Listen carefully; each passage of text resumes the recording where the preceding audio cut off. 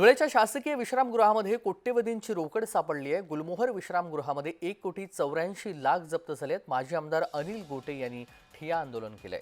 धुळ्यातील गुलमोहर शासकीय विश्रामगृहातील खोली क्रमांक 102 येथे तब्बल 1,84,00,000 रुपयांची रोकड सापडली आहे। माजी आमदार अनिल गोटे यांनी 102 रूमसमोर ठिय्या आंदोलन केलं।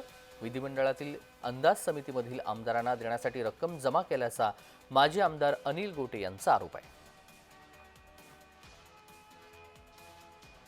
किशोर पाटील दिनांक 15 पासून या 102 नंबर मध्ये तो वास्तव्यास होता।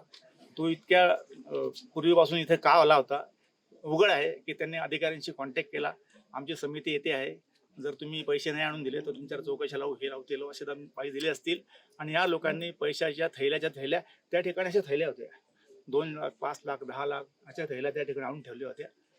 आणि म्हणून आम्ही हे भ्रष्टाचाराचं हिमनगाचं टोक आहे। राज्यभर हे असं चालत असतं आणि या भाजपच्या प्रशासनाला सरकारला याची अत्यंत लाज वाटली पाहिजे। ना खाऊंगा ना खाणे देऊंगा असं फक्त तोंडाने गप्पा मारायच्या आणि भ्रष्टाचार मोकळा रान सोडायचं। मला अशी अधिकृत माहिती मिळाली काय, ज्याने मला सांगितलं याचे पैसे आहेत असं। त्याने सांगितलं 50 लाख रुपये बांधकाम खात्याचे, त्यामध्ये काय अर्जुनची रक्कम आहे कलेक्टर ऑफिसची।